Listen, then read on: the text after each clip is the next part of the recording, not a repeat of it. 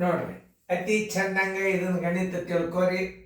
ಇದು ಒಂದು ಘನದ ಘನಫಲವು 512 ಘನ ಸೆಂಟಿಮೀಟರ್ ಇದ್ದರೆ ಒಂದು ಭುಜದ ಅಳತೆಯನ್ನು ಕಂಡುಹಿಡಿಯಿರಿ.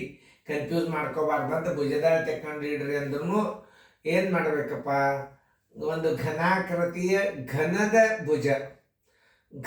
ಭುಜ ಬರೋಬ್ಬರಿ ಅಂದ್ರೆ ಉದ್ದನೂ ಅಷ್ಟೇ ಇರ್ತದ, ಅಗಲೂ ಅಷ್ಟೇ ಇರ್ತದ, ಎತ್ತರನೂ ಅಷ್ಟೇ ಇರ್ತದ. ವರ್ಗಾಕಾರದ ಘನಫಲನು ಅಂತಾರ, ಘನಾಕೃತಿ ಅಂತಾರ. ಆಯತಾಕಾರದ ಘನಾಕೃತಿ ಇತ್ತು ಅಂದ್ರೆ ಉದ್ದ ಅಗಲ ಗುಂಡ್ಲೆ ಎತ್ತರ ಇರ್ತದ. ಒಂದೇ ಭುಜದ ಅಳತೆ ಕೊಟ್ಟಿದ್ದ ಅಂದ್ರೆ ಅದು ಚೌಕಾದಂಥ ಘನ ಅಂತ ತಿಳ್ಕೊಬೇಕು. ಮೊದಲು ಗಣಿತಗಳನ್ನು ಸರಿಯಾಗಿ ತಿಳ್ಕೊಬೇಕು. ಈಗ ಒಂದು ಘನದ ಘನಫಲವು 512 ಘನ ಸೆಂಟಿಮೀಟರ್ ಇದ್ದರೆ ಒಂದು ಭುಜ ಅಂದ್ರೆ ಒಂದೇ ಭುಜದ ಅಳತೆ ಒಂದು ಘನದ ಭುಜದಳತೆ ಬರೋಬ್ಬರಿ ಘನಫಲದ ಘನಮೂಲ. ಏನು ಘನದ ಭುಜ ಬರೋಬ್ಬರಿ ಇದನ್ನು ತಿಳ್ಕೊರಿ. ಘನದ ಭುಜ ಬರೋಬ್ಬರಿ ಘನಫಲದ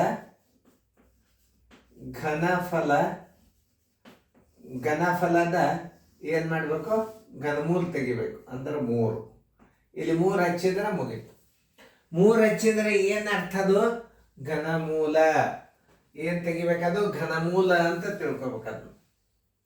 ಇನ್ನು ಘನಕ್ಕೆ 3 ಹಚ್ಚಿದ್ರೆ ಏನು ತಿಳ್ಕೊಬೇಕು, ಘನಮೂಲ ಕಂಡು ಹಿಡಿಬೇಕು.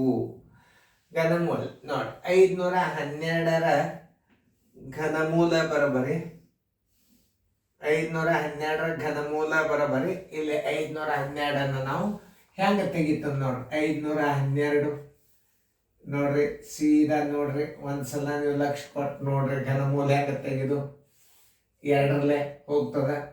ಒಂದು ಸಲ 2ರಲ್ಲೇ ಹೋತಂದ್ರೆ ಅದು 3 ಸಲ ಹೋಗ್ತದ ಭಾಗ ಮುಂದೆ. ಆಮೇಲೆ ಕಂಟಿನ್ಯೂ 2 ಬಂದ್ರೆ ಮತ್ತು 3 ಸಲ ಹೋಗಿರ್ತದೆ. ಅದು ಘನ ಅಂದರೆ ಯಾವುದೇ ಒಂದು ಅಂಕಿ 3 ಸಲ ಭಾಗಿಸಿ ಹೋಗ್ತಿರ್ತದೆ. ಅದನ್ನು ನೀವು ನೆನ್ಪಿಟ್ಕೋರಿ.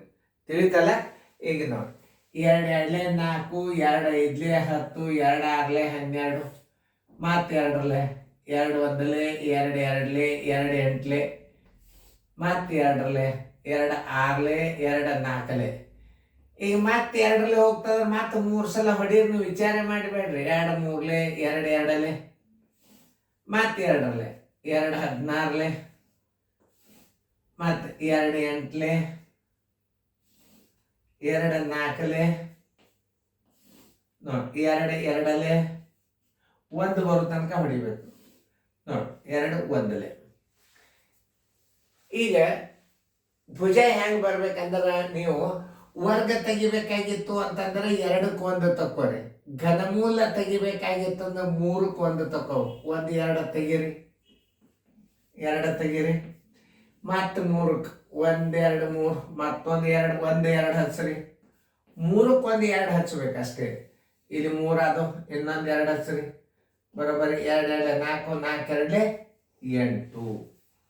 ನೋಡಿ ಬರೋಬ್ಬರಿ 8 ಗುಂಡ್ಲೆ 8 ಗುಂಡ್ಲೆ 8 ಬರೋಬ್ಬರಿ.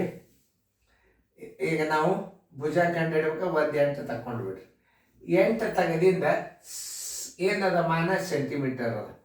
ಮೀಟರ್ ಹಚ್ಚಿದ್ರೆ ತಪ್ಪು. ಆಮೇಲೆ ನೋಡ್ರಿ ಉತ್ತರ ಹೆಂಗಿಟ್ಟಾರ ನೋಡ್ರಿ. 8 ಮೀಟರ್ ನೀವು ಪಟ್ನದಕ್ಕೆ ಉತ್ತರ ಹಾಕಿದ್ರೆ ತಪ್ಪು. 8 ಘನ ಮೀಟರ್ ಉತ್ತರ ಹಾಕಿದ್ರೆ ತಪ್ಪು. 8 ಚದರ ಸೆಂಟಿಮೀಟರ್ಗೆ ನೀವು ಹಾಕಿದ್ರೂ ತಪ್ಪು. ಇಲ್ಲಿ ಏನಾಗಿದೆ, 8 ಸೆಂಟಿಮೀಟರ್ 4ನೇದ್ರಾಗ ಉತ್ತರದ. ಇಷ್ಟು ವಿಚಾರ ಮಾಡುವಂಥ ಶಕ್ತಿಯನ್ನು ನವೋದಯದಾಗ ಕೊಟ್ಟಿರ್ತಾನೆ. ಉತ್ತರ ಸಂಖ್ಯೆ ಡಿ. ಒಂದು 4 ಮಾದರಿ ಕೊಡ್ತಾನೋ, ನೀವು ಇದನ್ನು ಕಂಡು ಹಿಡಿಬೇಕು. ಘನಮೂಲ ಕಂಡು ಹಿಡಿಯುವಂಥ ಲೆಕ್ಕಗಳನ್ನು ಸರಿಯಾಗಿ ತಿಳ್ಕೊಂಡು ಮಾಡಬೇಕು. ಸರಿಯಾಗಿ ಅರ್ಥ ಮಾಡ್ಕೋಬೇಕು ಗಣಿತಗಳನ್ನು. 1 2 ಸಲ ನೀವು ಘನಮೂಲಗಳು ತೆಗೆದು ಗುರ್ತಾತು ಅಂತಂದ್ರೆ ಬೇಕಾದಷ್ಟು ಗಣಿತಗಳನ್ನು ನೀವು ಮಾಡ್ಬೋದು.